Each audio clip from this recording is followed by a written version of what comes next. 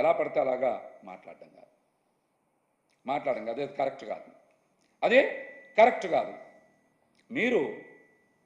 మీరు ప్రాయశ్చిత్త దీక్ష తీసుకున్నానని చెప్తున్నారు.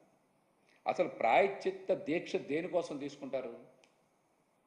ప్రాయశ్చిత్త దీక్ష ఎవరు చేస్తారు? ప్రాయశ్చిత్త దీక్షకి అర్థం ఏంటో మీకు తెలుసా? కనీసం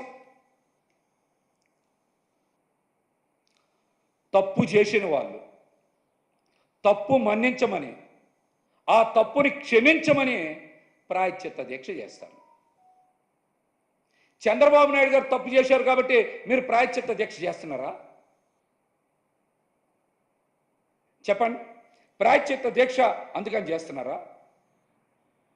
లేకపోతే వెంకన్న స్వామి లడ్డూ మీద నిరాధారమైనటువంటి ఆరోపణలు చేసి తప్పు చేశామని అంగీకరించినందుకు మీరు ప్రాయశ్చిత్త దీక్ష చేస్తున్నారా?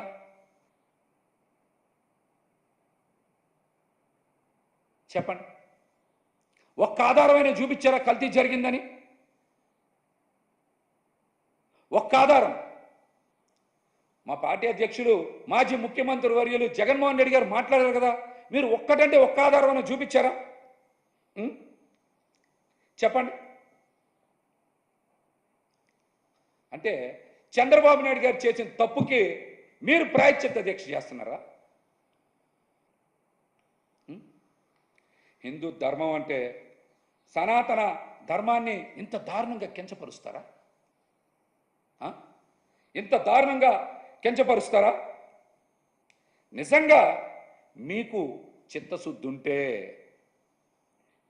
ఉంటే మీరు ప్రాయశ్చిత్త దీక్ష చేయాల్సింది ఎవరి కోసమో తెలుసా? ప్రాయశ్చిత్త దీక్ష చేయాల్సింది ఎవరి కోసమో తెలుసా?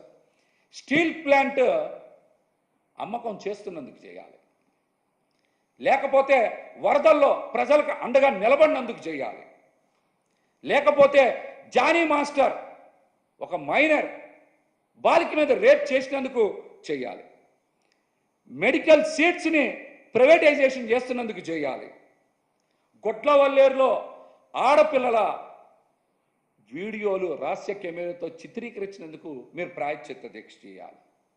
లేకపోతే అతిసారా వలన చాలామంది ప్రాణాలు ఆరోగ్యాలు ఇబ్బందులు పడుతున్నందుకు చేయాలి. పోలీసుల మీద మహిళల మీద ఇష్టానుసారం కూటమి ప్రభుత్వం అధికారంలోకి వచ్చి దాడులు చేస్తున్నందుకు ఆ తప్పుల్ని క్షమించమని మీరు ప్రాయశ్చిత్త దీక్ష చేయాలి. రాష్ట్రంలో రెడ్ బుక్ రాజ్యాంగం వలన ప్రజలు, వివిధ శాఖలు, పోలీసులు, మహిళలు అందరూ ఇబ్బందులు పడుతున్నందుకు మీరు ప్రాయశ్చిత్త దీక్ష చేయాలి.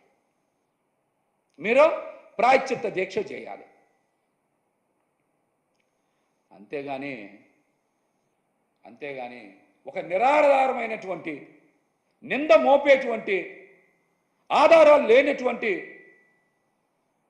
ఒక లడ్డు అంశాన్ని, ఒక సున్నితమైన అంశాన్ని ఒక రాజకీయ అస్త్రంగా వాడుకొని బయటికి తీసుకొచ్చి ఈ పరిపాలన వైఫల్యాన్ని పక్కదారి పట్టించడానికి హిందువుల మనోభావాలతో చెలగాటమాడుతూ ఉంటే కలియుగ దైవం వెంకన్న స్వామి మిమ్మల్ని చూస్తూ ఊరుకోడు.